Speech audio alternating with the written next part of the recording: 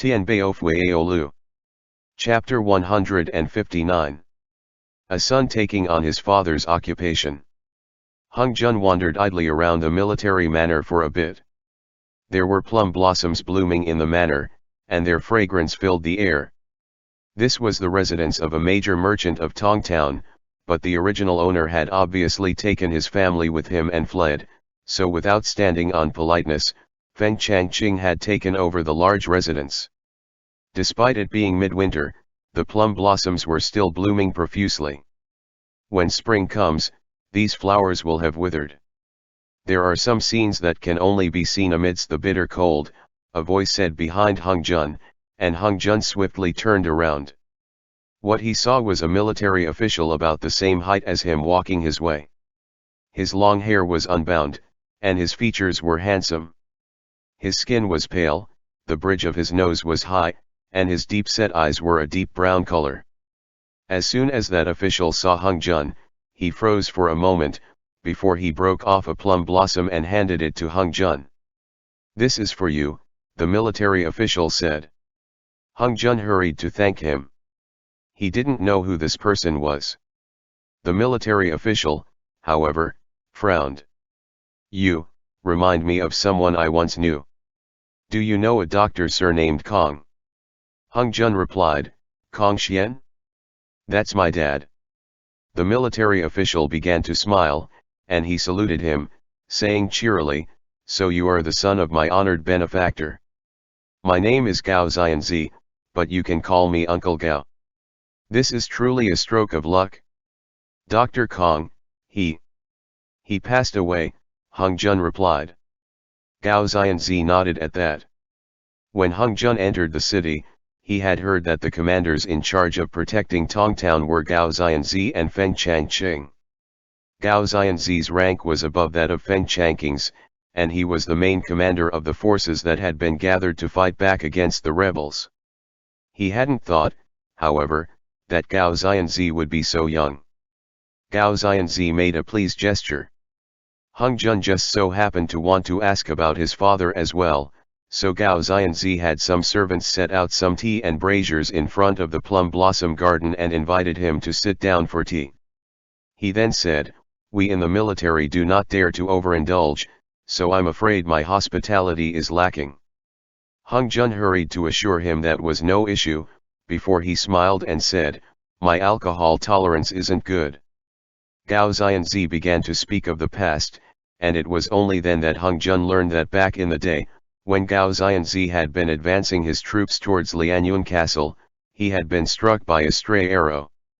In the end, it was Kong Xian who performed a miraculous deed and healed him. With some quick calculations, that had been almost 20 years ago. That year, Hung Jun hadn't been born yet, and if they back-calculated, his father hadn't even met his mother yet. Gao Xianzi asked after Kong Xian, but Hung Jun only told him that they were killed by an enemy of theirs. Gao Xianzi found this odd. A doctor who practices medicine to help the people also makes enemies. What kind of person could be so wicked?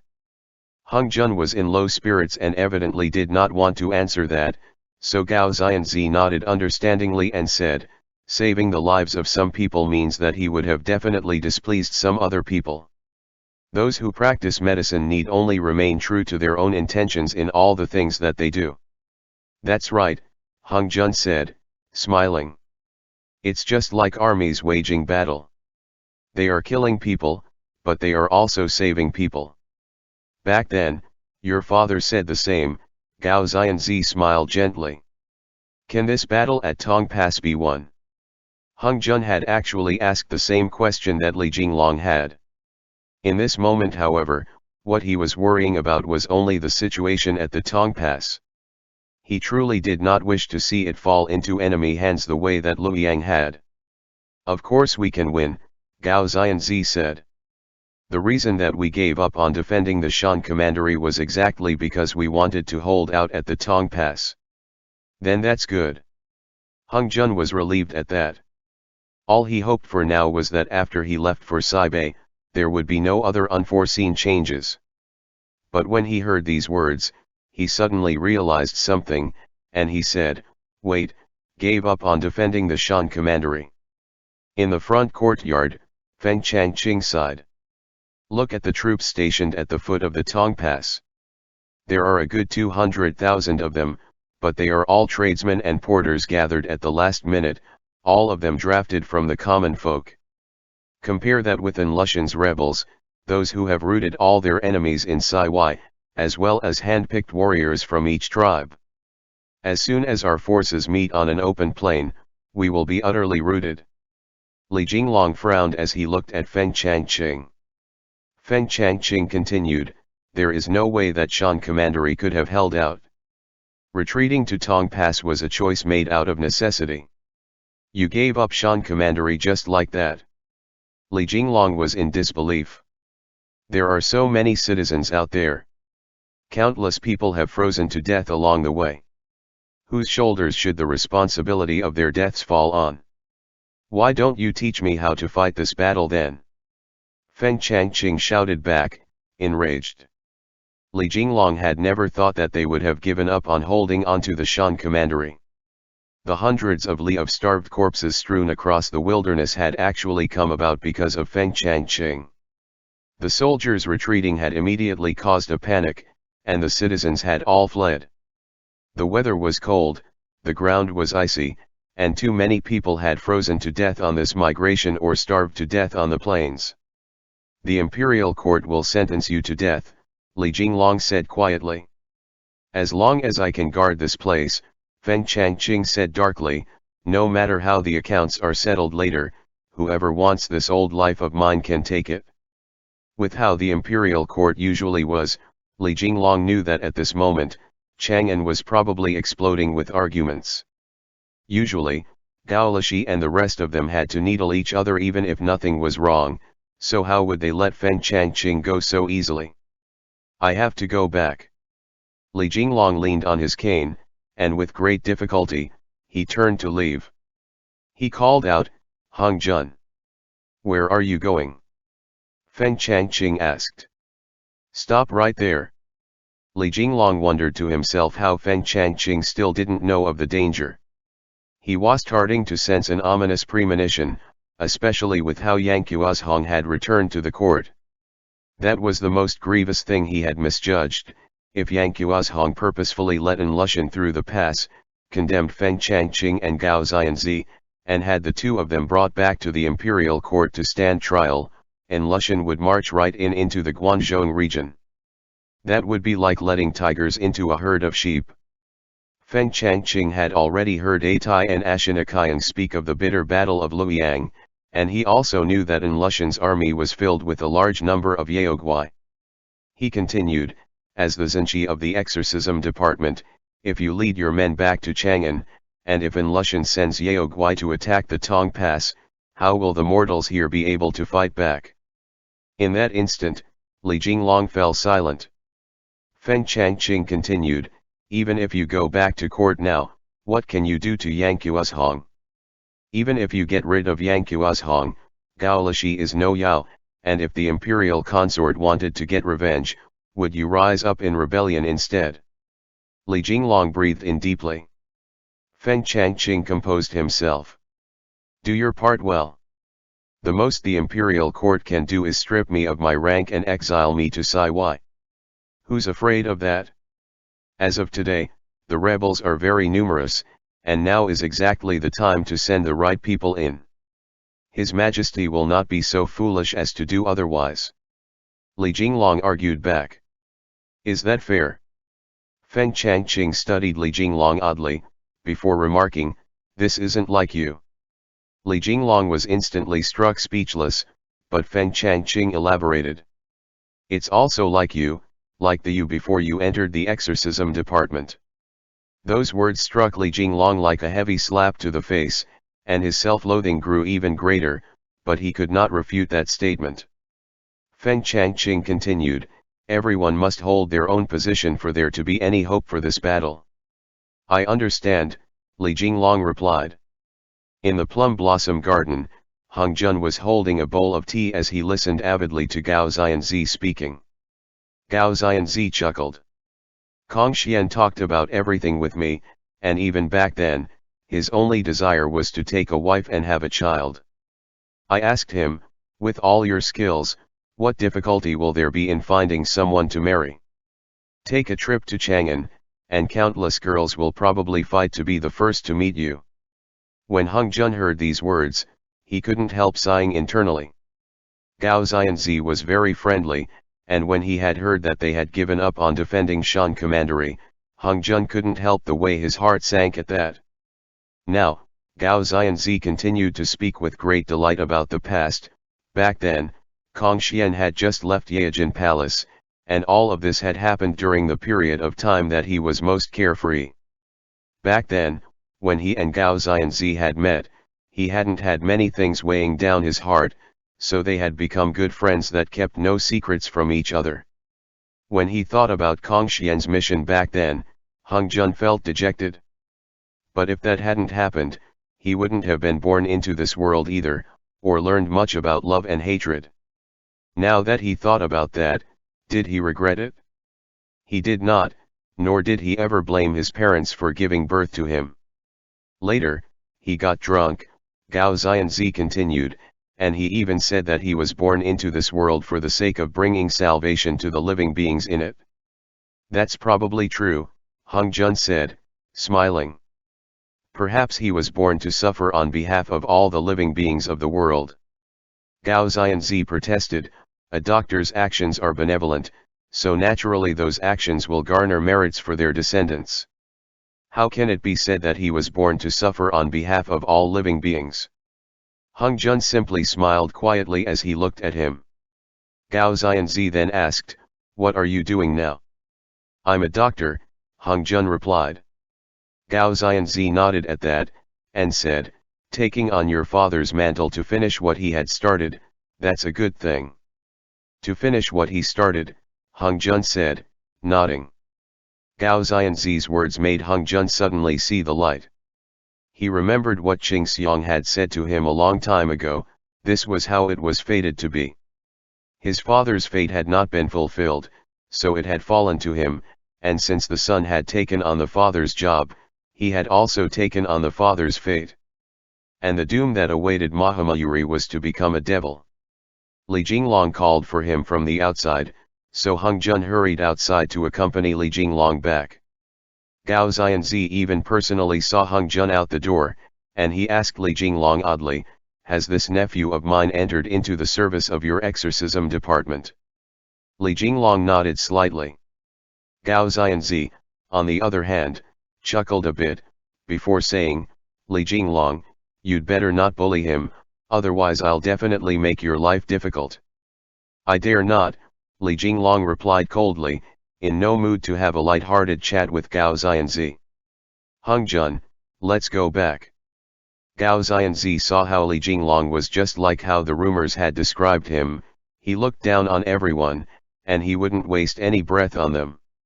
However, on behalf of him being Feng Changqing's cousin, he politely saw the two of them off.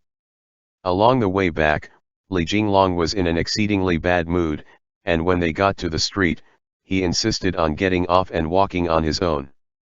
Hung Jun had no choice but to go with him, and Li Jinglong struggled forward down the street, limping along step by step. Hung Jun said, "I'll be leaving tomorrow. You must take good care of yourself." Li Jinglong looked down at the dirty snow that had accumulated on the ground, and he said in response, "The New Year celebrations start tomorrow. You should go after we've finished celebrating, set out on the 1st of the new year." It was nearing the end of the year, and it was only with this that Hung Jun remembered that after tomorrow, another year would have passed. "I'll go with you to Saibei," Li Jinglong suddenly said. "Really?" Hung Jun's heart immediately blossomed with joy. Li Jinglong did not reply. He simply continued to walk forwards. Hung Jun's joy was so great that he grew a little incoherent, and he said, "How about we call a cart and bring Lu Su along, and we'll all go together." Hung Jun didn't want to be apart from Li Jinglong, and he figured that Mo Rijin probably wasn't very willing to part with Lu Su either. However, after Li Jinglong walked along for a while, he said, "Forget it. Pretend like I never said that. You all best go as quickly as you can, and return as quickly as you can. Oh, Hung Jun replied, a little disappointed. Li Jinglong looked up at Hung Jun, his eyes filled with endless apology. He said, I love you, Hung Jun. I will come back as quickly as I can. Hung Jun went forward and undid the bandages, supporting him as they went back into the house. The next day, the exorcism department formally put up their sign. On the last day of the 14th year of the Tianbao era, the group boisterously put up the Chunlian. Gao Xianzi sent some people to deliver a sumptuous feast, which covered their entire table. Mo Rijin and Hung Jun delayed their departure by 1 day.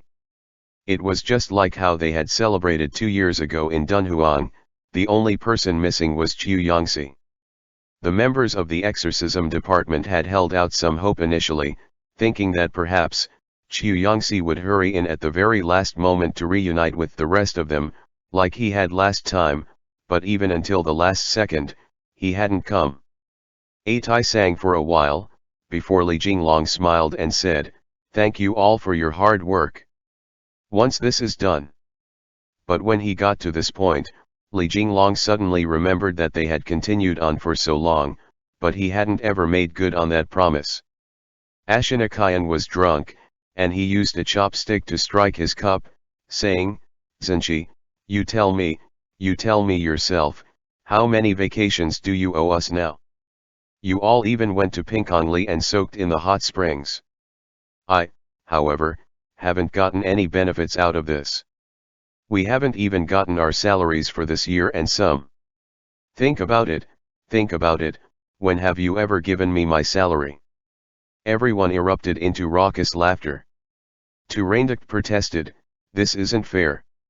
You stayed in the tower for less than half a month, and you want to be paid 2 years' worth of your salary." Li Jinglong was torn between laughing and crying, and he replied, "Right now I don't have any money on me, but once we get back I'll make sure you get paid." Not long after that, the group found themselves completely plastered. Only Li Jinglong was not.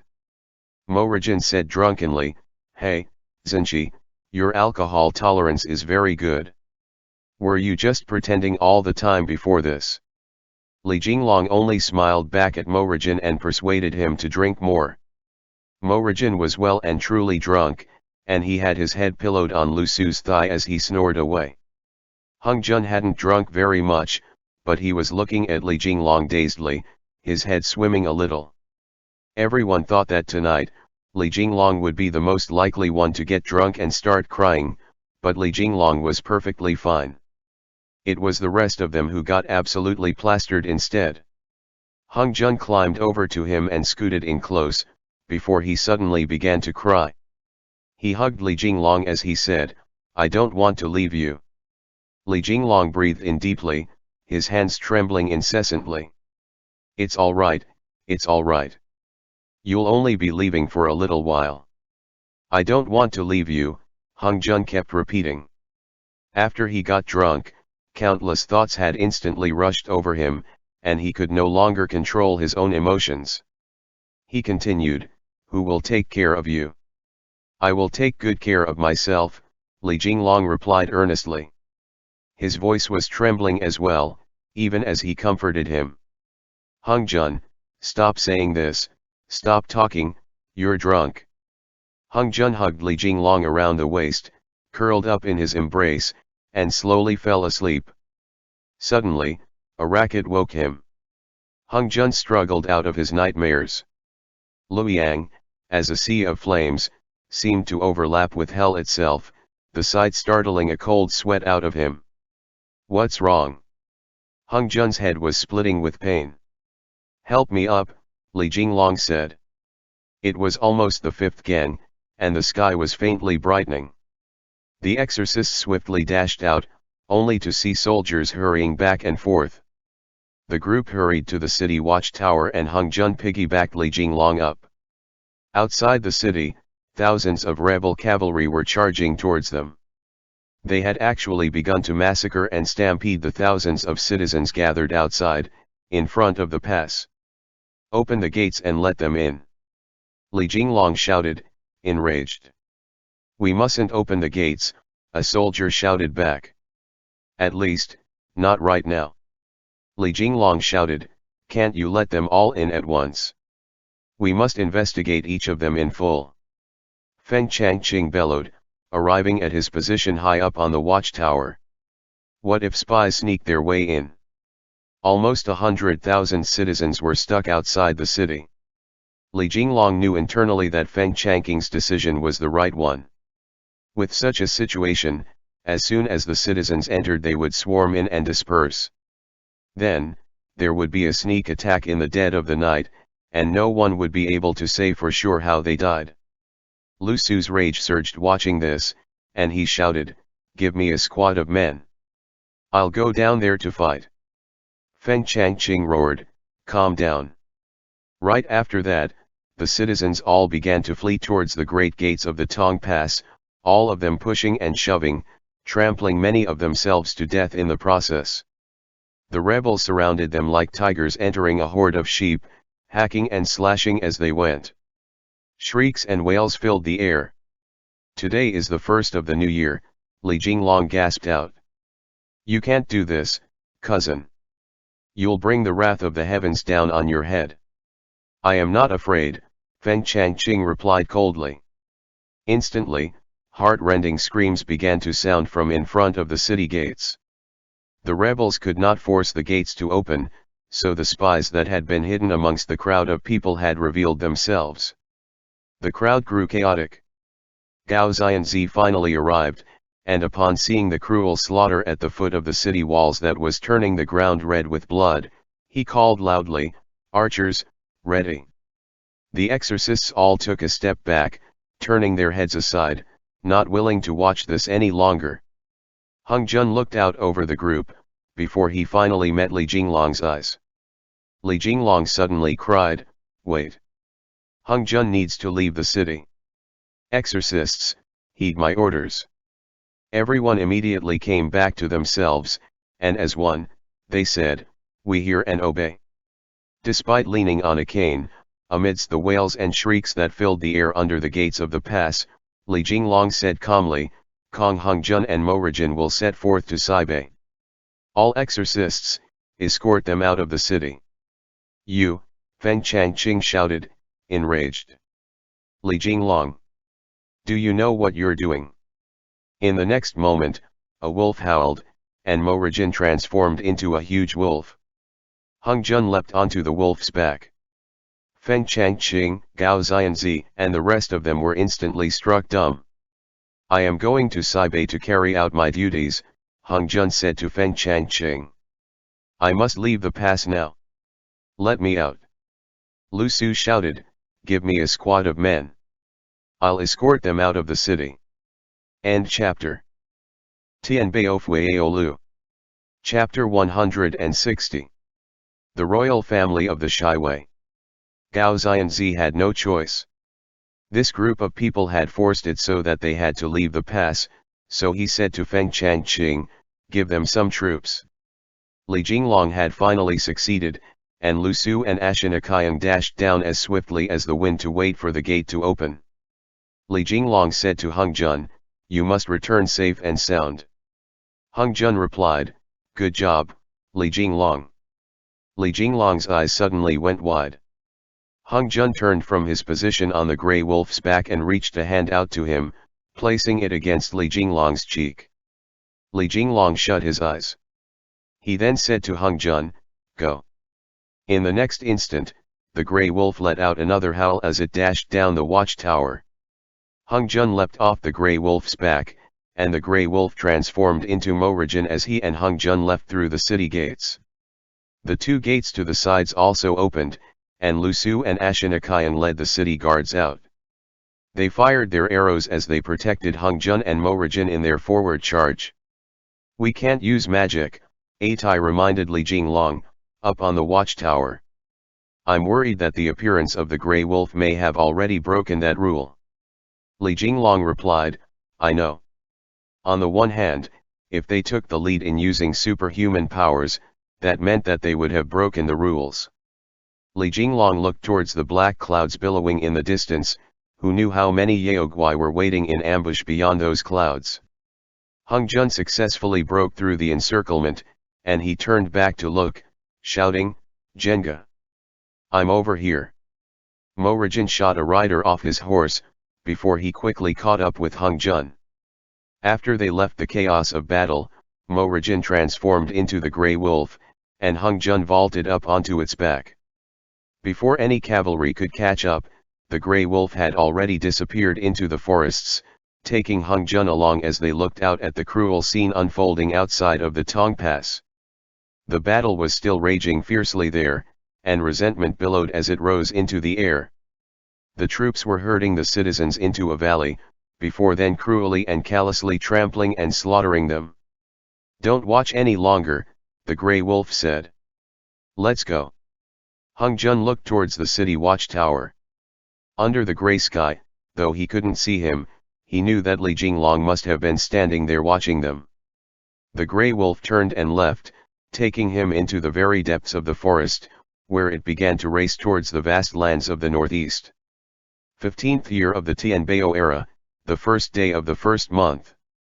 The celebrations of the new Binjia year began. The entire world participated in the celebrations. The sun rose. Hung Jun rode the Grey Wolf, and the Grey Wolf sped along across the vast plains towards the northeast. The sunlight shone down in 1,000 rays, illuminating the prints that they left behind in the snow. At the foot of Mount Li, every family in Chang'an hung peachwood talismans to celebrate the coming of the new year. An auspicious snowfall marked a year of good harvests. A golden phoenix announced the dawn, and the sun shone down brilliantly, illuminating the divine land. The sunrise of the new year lit up the thousands of homes in Chang'an, leaving a shining sheen of golden powder across this prosperous western capital. The sunrise of the new year also shone down on the Tong Pass some 300 li away, warming the bodies of the citizens of the Great Tang that had piled up in front of the pass like mountains. Fresh blood ran in rivulets out from the mountains that they made, and the sunlight shone down in 1,000 rays, illuminating Lu Su and Ashinakayan, walking along like humanoid figures made out of blood. The sunlight also shone down on the fresh blood that trickled down from the gates of the pass, which seeped slowly towards the huge pool of blood that had formed past the difficult road that led to Tong Pass. The day of the final battle is approaching. Chongming looked out across the Taihang Mountains, at the New Year's sun that was rising gradually. Yuan Kun walked out of the hall, saying severely, "You must think this through, Chongming. As soon as this begins, there will be no way to turn back." Chongming turned to appraise Yuan Kun. In this moment, his gaze seemed to be filled with 1,000 things he wanted to say, yet he could not put words to any of them. "Tell me, Yuan Kun," Chongming said seriously, "that fate can be changed." Yuan Kun's eyes were blindfolded with a strip of black cloth. He reached out with both hands, as if he was capturing the rays of light that leapt between the peaks of the mountains before him.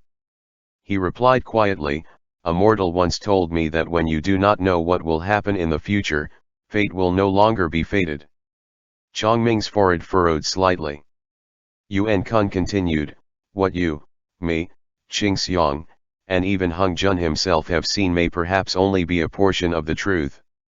You and I are both created beings of this world. How can we see the entirety of the fate of the divine land, from the ancient past until the present day? What did you see?" The Grey Wolf was licking its claws amidst some rubble. Its claws were covered with blood. They had started a fire on the bank of the river, and Hung Jun was currently roasting over the fire a lamb that had been frozen to death. "Nothing much," Hung Jun replied. The Grey Wolf persisted. "Zhenji always mentioned that under the influence of the Kun God's spell, you saw the future." Hung Jun thought for a moment, before chuckling. "You two even talk about this?" The Grey Wolf then asked, "In your future, were Lu Su and I there?" "No," Hung Jun said, looking into the flames as he replied absent-mindedly. The Grey Wolf said, "Eat something. In the wilderness, we'll have to make do, but once we get back to my tribe, I'll make sure you eat some tasty food.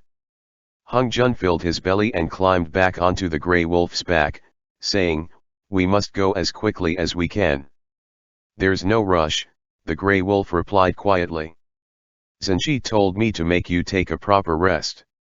This was the first time that Hung Jun had left Li Jinglong behind and was acting along with Mo Rijin. Plus, since they had to go so far away, it did feel a little odd without Lu Su here either.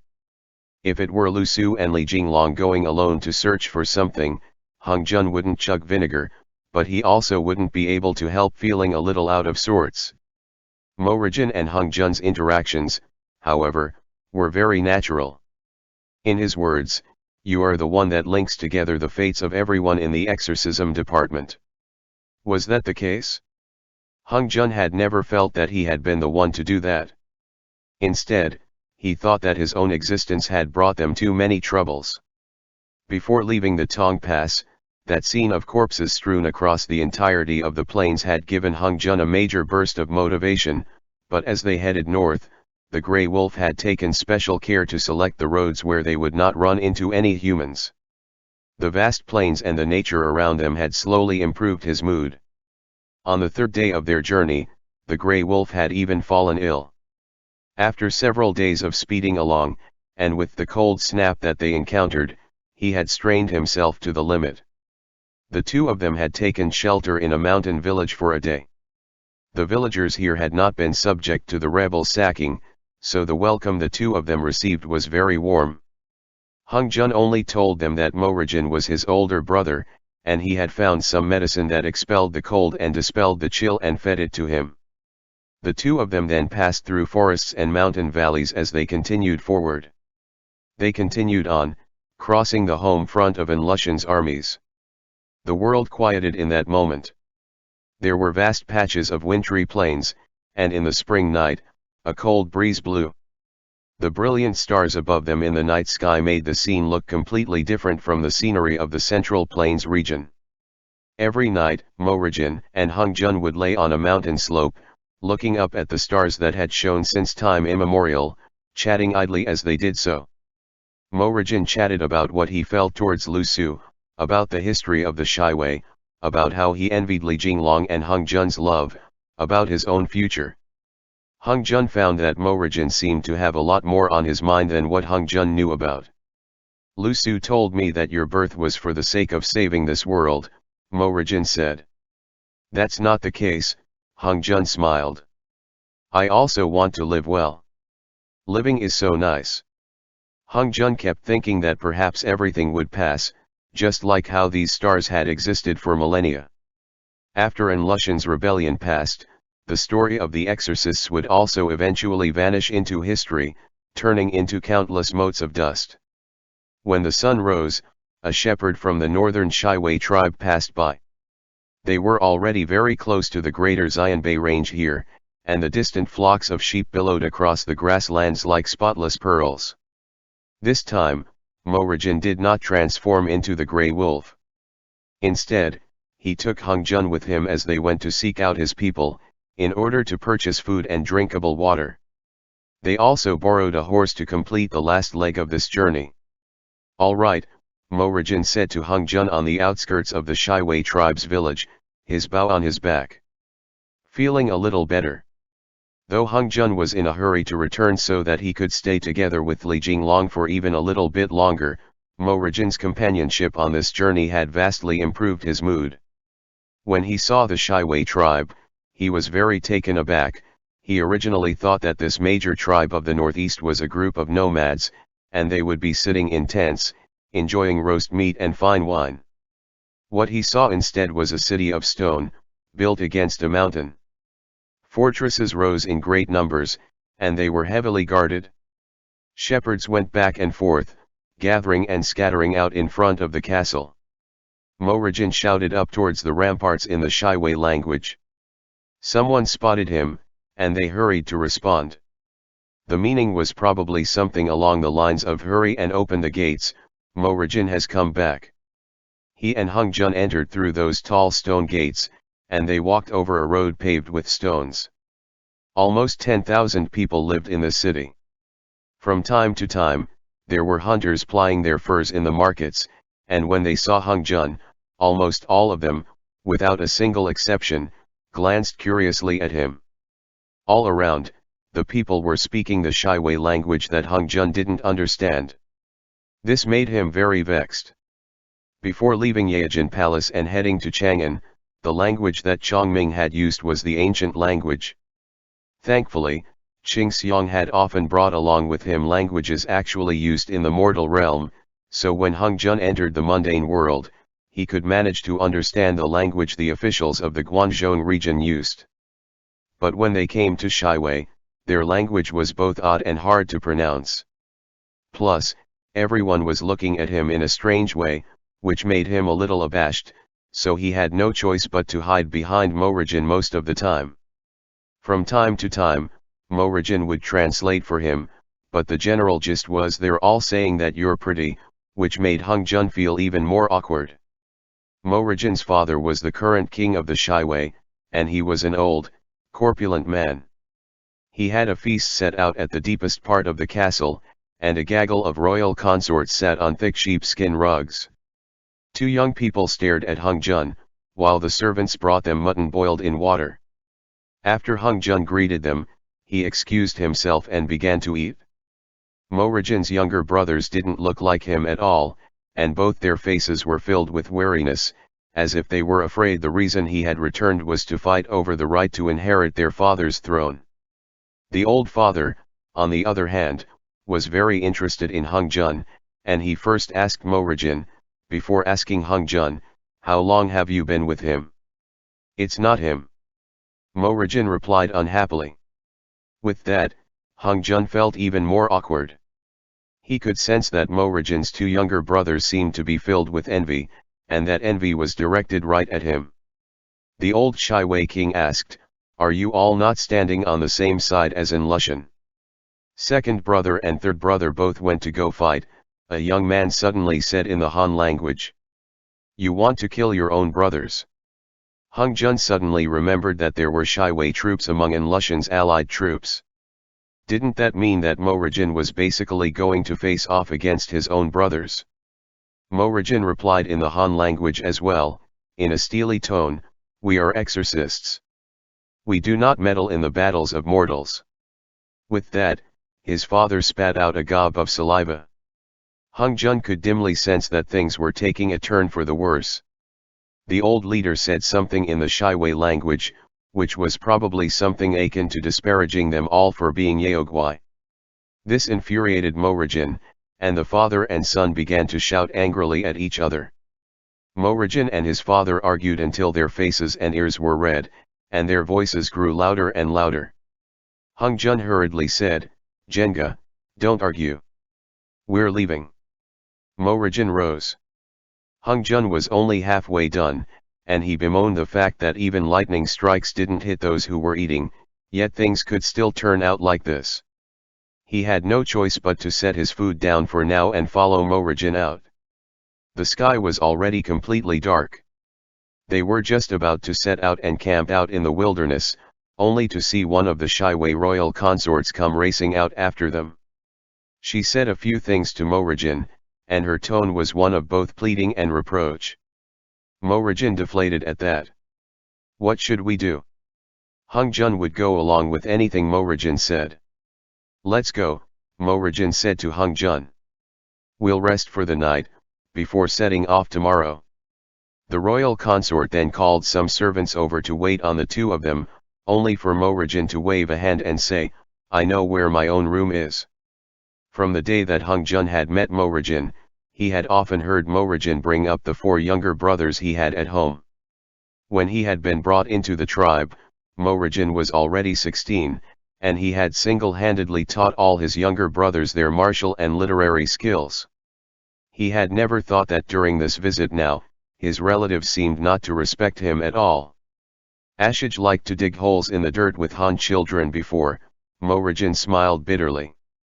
Back then, I scolded him about it. I never thought that it would come back to bite me now. Kiro listens to his mother, and his mother has never liked me. Morajin led Hung Jun through the hallways of the castle, to a room. In the room, there was a carpet and a hammock, and a bow and arrows hung on the wall. Aside from these, there was a shelf, on which was placed many records of the northern dynasties.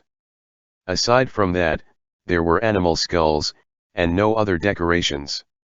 Upon being given permission, Hung Jun flipped through the books. Morajin turned and hopped up onto the hammock, his long legs dangling out as he swung back and forth. He had Hung Jun sleep on the rug, and the two of them would make do for the night. "Leave them be," Morajin said, upon seeing that Hung Jun was still looking through the volumes.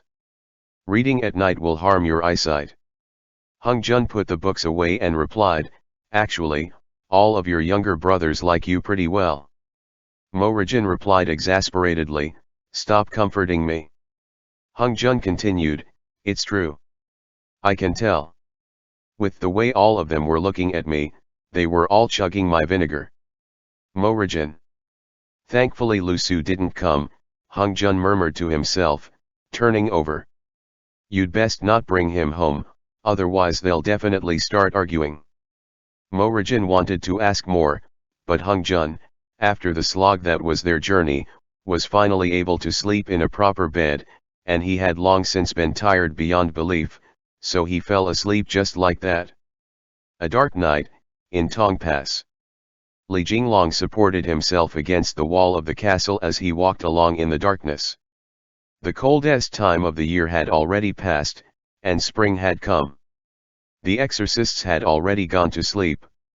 Lu Su followed along behind him, his eyes bleary with sleep.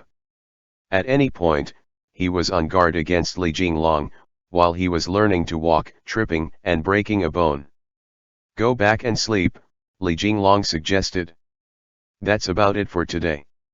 Lu Su did not reply. Instead, he simply watched Li Jinglong. Li Jinglong could already set his cane aside and walk along slowly under his own power. Li Jinglong asked, "Did Hung Jun ask you to look after me?" Lu Su remained silent. In reality, he had never spoken much in front of his colleagues in the exorcism department. Hung Jun was the only one who he talked about anything and everything with. He knew that every time Li Jinglong took a step, he was doing so in the face of tremendous pain, especially in those first few days right after he was released from bed rest. Li Jinglong then murmured to himself, "You and Hung Jun are like brothers to each other. In the beginning, I had even considered." "Why?" Lu Su suddenly asked. Li Jinglong looked back confusedly at Lu Su. Lu Su frowned. "Why do people like you have to atone for the sins of all the living beings in this world?" "I'm atoning for my own sins," Li Jinglong muttered dejectedly. "You wouldn't understand," Lu Su abruptly said, "but all of this began because of the devil seed. Is it wrong to want to spare the person that you like? You didn't know that that would kill his mom and dad, so is there much purpose in this self-recrimination?" Li Jinglong's eyes were suddenly filled with horror, and his voice trembled as he replied. You know about all of it." "I was asking you," Lu Su said.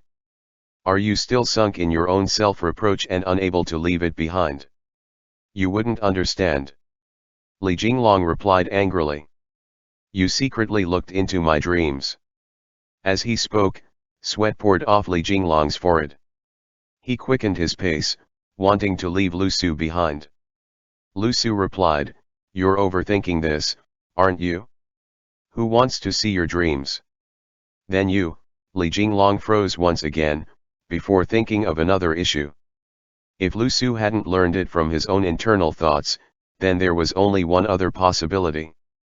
"He knows all of it?" Li Jinglong asked, his voice trembling. Lu Su looked at Li Jinglong silently. Just as Li Jinglong was about to ask once again, a horse galloped down the main street. On the back of the horse was a man dressed in an official's outfit, that was a messenger sent by the imperial court.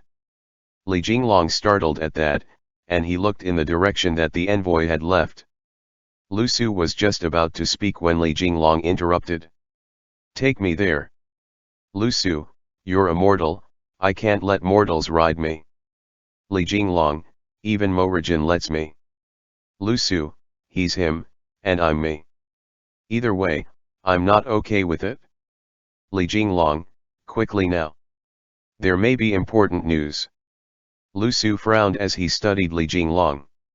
Li Jinglong said anxiously, quickly. Lu Su was very reluctant, but he could not disobey Li Jinglong. He had no choice but to change into the white deer, taking him along as they followed behind that messenger, heading towards the Tong Pass military manor. The manor was lit brightly from within, and the two of them came to the outside of the study. Li Jinglong indicated that they mustn't alert Gao Xianzi, and he and Lu Su hid outside the study, holding their breaths as they listened. Li Jinglong's hearing was excellent to begin with, but Gao Xianzi let out an infuriated shout that traveled clearly to their ears. That's absurd. Truly a foolish emperor. End chapter.